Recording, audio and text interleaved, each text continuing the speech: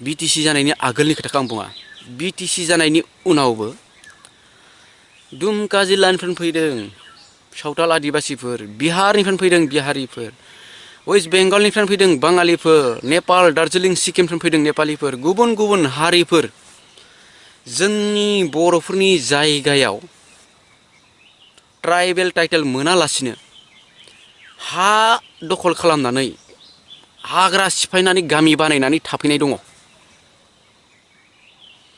दिनै बिथांमोनखौ मानो इभिक्सन खालायनो हायाखै?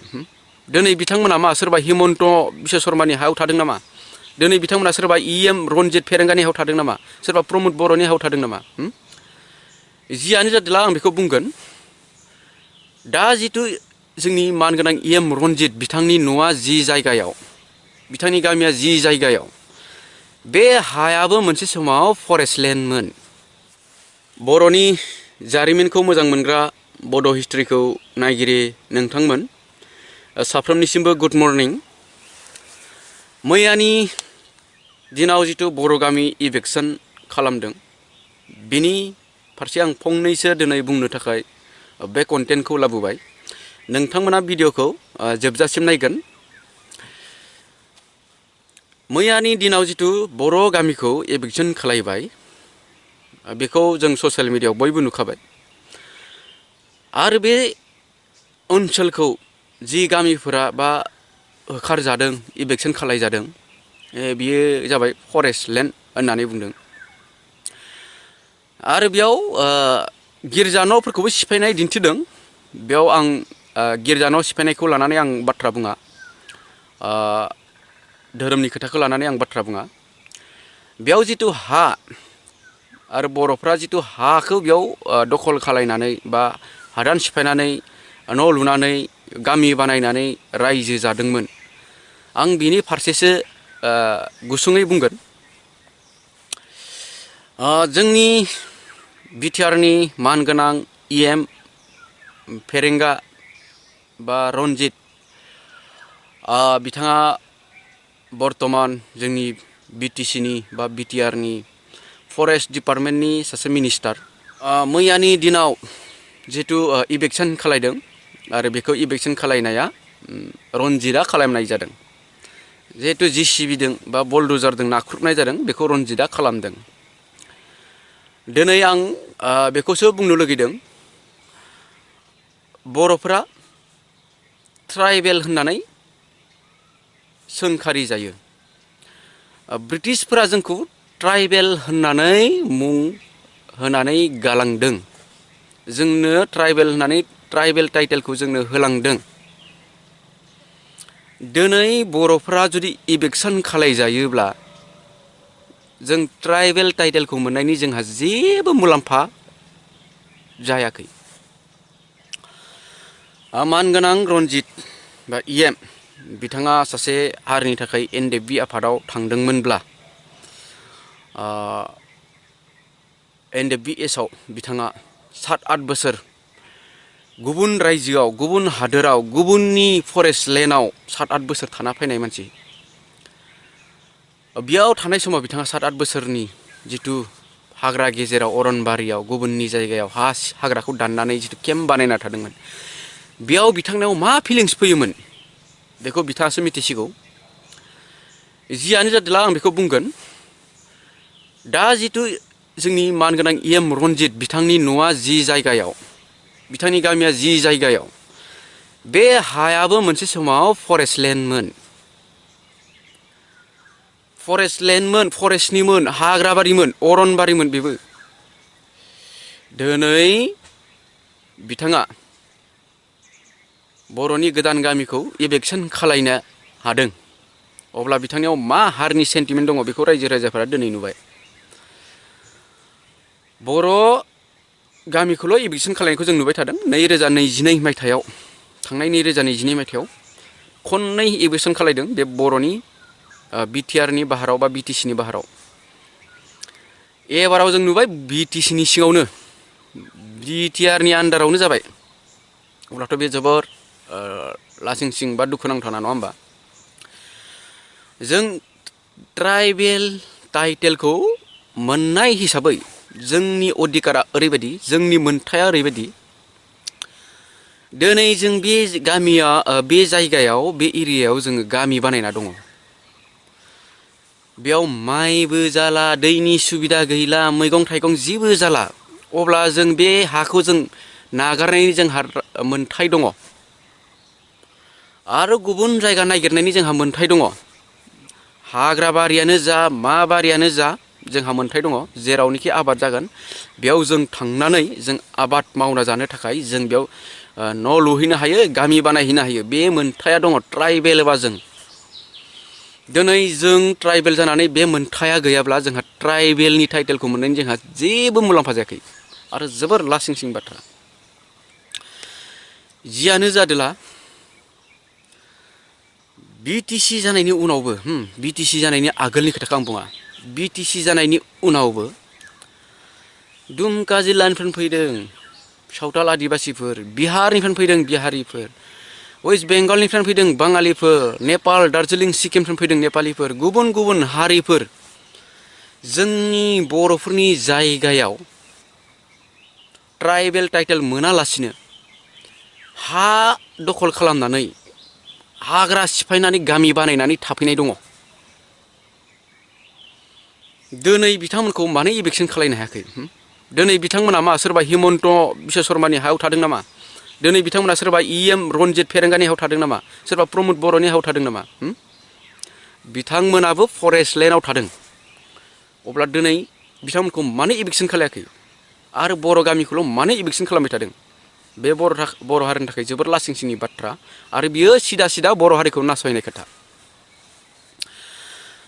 मोनसे खोथा, जेब्लानोखि गुबुन हारियाबो जोंनि एरियायाव गामि बानायफैयो, 2-3 बोसोरनि उनावनो बे गामियाव लामा जागोन, कारेन्ट सहैगोन, दैनि सुबिदा सहैगोन, सरकारनि न' सहैगोन, A to Z फेसिलिटि सहैगोन।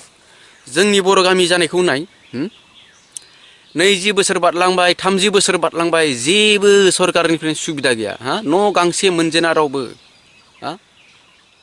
आनखि भट होनो अधिकारखौनो 20 बोसोरसो जालांनायनि उनावसो मोनो। 15 बोसोर जालांगोन, 20 बोसोर जालांगोन, अब्लासो जोंनियाव सफैगोन। गुबुन हारिनिया 2 बोसोर 3 बोसोरनि उनावनो सेन्सास फैगोन। अब्ला बियो मा सिस्टेमनि? बेखौ बर' रायजो राजाफ्रा बुजिनांसिगौ। थिग दङ, गुबुन हारिखौबो इभिक्सन खालायोबा जों समानै नोजोरै नायनायखौ, जेनेबा समान नोजोरजों नायनायखौ जों नुगौमोन। नाथाय दिनै जों बर'खौल' इभिक्सन खालामनाय नुबाय थादों। बे एकदम थोंजोङै जोंनि बर' हारिखौल' नासयनाय बे बाथ्राया, बे रोखाखा। दिनै जोंनि BTRनि जिथु नेतागिरिफोर, बिथांमोनाव हारिनि सेन्टिमेन्टआ दंमोनबा दिनै माखासे ओरैनो थानाय हाफोरखौ जोंनि बर'फोरा रेलवे साइटिं सेर सेर, रेल साइटिं सेर सेर न' लुना थानाय दङ, बहाबा माथावरि सेर सेर न' लुना थानाय दङ, बहाबा रिलिफ जानानै थानाय दङ। बेफोरखौ जों उथायनानै मोजां हायाव आबाद मावना जाथों होननानै जोंनि सरकारा होनांगौसो। गोदो राजाया जोंनिया माबायदिमोन? नोंसोरो नैबे जायगाखौ सिफायना लादो, बेयाव गामि बानायना थादो, बेयाव आबाद मावना जादो, बेबादि राजाया होयोमोन। दिनै जोंनि सरकारा उल्था होखारदोंसो। अब्ला जोंहा गोदोनि बादि मोन्थायानो गैया जाना दंहैयो, नङा होमबा? बे जोंनि दानि नेतागिरिफोरनि थाखाय जोबोद गोरोन्थि। आरो दिनै BTRआव रंजानाय फैदों, बर'फोरनाव रंजानाय फैदों सनितपुर बिसनाथआ हाबनायनि थाखाय। दिनै ओरै हाबदों, ओरै इभिक्सन खालायदों। खुगाजोंल'सो बुंदों BTRआव सोराय जासिगोन होननानै, खिन्थु BTRआव थाखानाय बर' गामिफोरानो होखारजादों। बेयाव बेसे दुखुनांथावना, नङा होमबा? थांनाय बाराव जिथु फेक निउस होनानै एरेस्ट खालामनाय, बेयाव सासे बिक्रम दैमारि कन्ट्रेक्टर, बिथाङा मा बुंनायमोन? मोनिनि दुखुआ बेलेग आरो मोनखानानैबो गोमाजानायनि दुखुआ बेलेग होननानै। दिनै बे बाथ्राया जागासिनो दङ। दिनै सनितपुर बिसनाथफोरा BTRआव हाबबाय, मोजांनि बाथ्रा आरो रंजानांगौनि बाथ्रा। नाथाय दिनै बैफोर एरियाया माबायदिहै जोंगोन, माबायदिहै डेभेलप जागोन, बे मोनसे सोंलु जाना दङ जोंनियाव। कारन BTRआव दायो जौगानायनि जेबो सुबिदा जाबा पावारा जोंनियाव गैला उथायना लांजोबखाबाय अब्ला माजों जोङो जोंनि सरकारा बै सनितपुर बिसनातखौ फोजोंगोन बे मोनसे बर'फोरनाव सोंलु जानानै दङ जियानो जादोला नोंथांमोना बुजिदों जानांगौ जोंनियाव जितु इभिक्सन बारे बार बर' गामिखौ इभिक्सन बेयाव बर'फोरनिनो आखाइ दङ बर' नेताफोरनिनो गोरोन्थि बियो दिनै जोङो ट्राइबेल टाइटेलखौ मोनदोंब्ला जोंहा मोनसे बे अधिकारा थानांगोन जों फरेस्ट लेन्डखौ नाय गुबुन हादोरफोरावबो नाय जेनेबा गुबुन गुबुन हादोरफोराव फरेस्ट लेन्ड होननायखौनो मोनलायलांला आरो फरेस्ट लेन्ड थानानै जोंहा मा मुलाम्फा दङ नङा होमबा फरेस्ट लेन्ड थानायनिख्रुइ मानसिनि जिउआ बे बुहुमाव सोनारना थानांगौआ गोनांथिसिन जाना दङ जों आबाद मावना जानो थाखाय उदैनि आदारखौ नागिरनो थाखाय जों गोथाङै थानो थाखायसो जों हादान सिफायनाय जायो आबाद जाग्रा हा नागिरनाय जायो दिनै बेबादि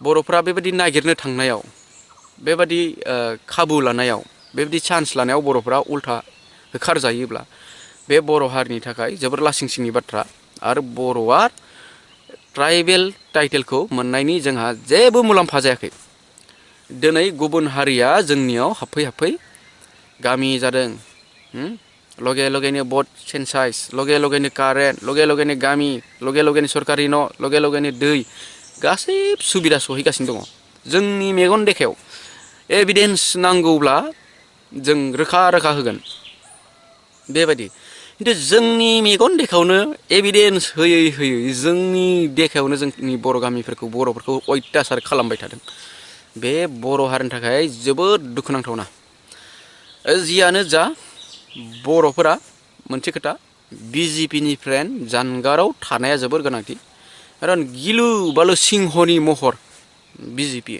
BJPनाव BJPआ ट्राइबेल हारिखौनो नासयनायनि लामायाव दङ जोंनि ट्राइबेलखौ नासय गुबुन हारिखौ लाबो जोंनियाव भर्ति खालामनायनि प्लानिं खालामगासिनो दङ आरो खालामगासिनो दं खामानिखौ मावबोगासिनो मोनसे सम फैगोन राजखान्थिनि दावहा इलेक्सनाव बर'फ्रा देरहाया सासेबो नेता थांनाय नङा गुबुन हारिनिल' जाजोबगोन बर'आ बे समाव जोबस्रांगोन नैबेनो राजखान्थिनि दावहाया दिनै बर'नि माखासे नेताफ्रा दिल्लीयाव दंहैयो MP सिटखौ ST सिटखौ रैखा खालामनो थाखाय सावरायनो थांदों मानो थाखाय थांनो गोनां जादों इयुन फिउचारनि थाखाय दिनै जोंनि MP सिटखौ फुवार देरना होनो नागिरदों आरो जोंनि ST सिटखौ बोखारनो नागिरदों जोंनियाव मोननै मोनथाम बनायगोन MP सिटखौ एरियाखौ खिन्थु एरियाखौ बारायगोन आरो एरिया बारायनाय लोगो लोगो गुबुन हारि हाबगोन गुबुन हारि हाबनाय लोगो लोगो भटआ गुबुन हारिनि बांगोन बर' हारिनि खम जागोन बर' हारिया जेनगोन आरो बर'निया मोनसेल' भट जाया मोननै मोनथाम गावगोन बेयावनो जोंहा आरो माइनासाव माइनास खालामना लानाय जागोन बेबायदि फर्मुलाजों BJPआ फोजोबनो नागिरगासिनो दं बर' हारिखौ BJPआ थगायसुला बेखौ नोंथांमोना नुगासिनोखा तामुलपुर जिल्ला गोदान गठन खालामना होबाय उथायफिनबाय लादाखखौ नाहर UTC होदोंमोन UTCनि मुङाव दिनैसिम मोनसेबो बिल पास खालामाखै लादाखआव सासे नेता दङ बिथांनि मुङा सनाम बिथाङा ओरैबायदि हेल्प खालामो इन्डिया गभर्नमेन्टखौ बा इन्डियानि जोंनि भारतनि जिथु आर्मिफोरखौ लादाखआव ओरैबायदि मदद खालामो चाइनाजों दावराव दावसि जाबाबो ओरैबायदि आदार जगायना होयो ओरैबायदि हेफाजाब होयो बेयाव गोदान थांनानै गुसुदों आर्मिफ्रा जोबोर खस्थ' मोनहैयो नाथाय बेफोराव गोबां मदद खालामग्रा सासे नेता दिनै बिथांखौ BJPआ एरेस्ट खालामदों मानो दिनै बिथाङा आन्दलन खालामनो नागिरदोंमोन हांगार स्ट्राइक खालामनो नागिरदोंमोन थांनाय 26 जानुवारियाव रिपाब्लिक डेआव गोथार सानाव बिथाङा हांगार स्ट्राइक खालामनो नागिरदोंमोन बिनि थाखाय बिथांखौ एरेस्ट खालामदों खारन मानो खारन BJPआ थगायदों खुगाजों बुंबाय UTCनि मुङाव जेबो बिल पास खालामाखै जेबो मावजेनाखै जेबो बिथांमोननो जेबो हरजेनाखै नैबे खोथाखौ लानानै आन्दलन खालामनो नागिरदोंमोन नैबेयाव बिथांखौ एरेस्ट खालामदों दिनै जोंनि BTRआव नाय जोंनि एमपि सिटखौ उथायनो नागिरनायाव जोंनि माखासे बर'नि नेताफोरखौ एरेस्ट खालामदों खारन मानो खारन बिथांमोना जाबाय गाबोन सबनिया बै एमपि सिटखौ उथायनो नागिरनायाव बिल पास खालामनो नागिरनायाव हेंथा होगोन आन्दलन खालामगोन बिनि थाखाय बिथांखौ एरेस्ट खालामदों बेबायदि बिजेपिनि आखुआ आरो बिजेपिया मोनसे खोथा बे सिदा खोथा हारिखौ फोजोबस्रांग्रा मोनसे हारिखौ हारिजों हारि नांलाय खमलाय खालामग्रा धोरोमखौ लानानै बेबायदि बिजेपिनि खामानिया दिनै जों नुगासिनो दङ बिजेपिया मा मावदों दिनै माबायदि हारिखौ नासयगासिनो दङ जों बयबो नुगासिनोखा ससियेल मिडियायाव जोंहा बेयाव बुजिनांगौनिसो बारा खोथा दङ आरो बर' हारिया बुजिनो नाजानांसिगौ खौसे जानांसिगौ आरो सिनायनांसिगौ जियानो जा नोंथांमोना बुजिबाय जानांगौ दिनैनि कन्टेन्टखौ बर' गामिया इभिक्सन खालामजानाया बे जोबोर लासिं सिंनि खोथा गासै हायानो मोनसे समाव फरेस्टलेण्डमोन आरो बेखौ जों सिफाय गामि बानाय लादों गामि बानायनायनि जाहोना बेनो जों सोनारनो थाखाय जों थांना थानो थाखाय जों आबाद मावना जानो थाखायसो जों हादानखौ सिफायनाय जायो बा हा मोजां नागिरनाय जायो दिनै बर'फोरा बे मोनथायनिफ्राय जुदि बोखार जायोब्ला हमथा जायोब्ला बर'फोरा एसटि मुं मोननायनि बा ट्राइबेल मुं मोननायनि जोंहा जेबो मुलाम्फा जायाखै बे सिदा खोथा जियानो जा नोंथांमोना बुजिबाय जानांगौ नोंथांमोना लाइक कमेन्ट शेयार खालायनो दाबाव आरो साबस्क्राइब खालायाखैबा चेनेलखौ साबस्क्राइब खालायगोन गोजोन्थों।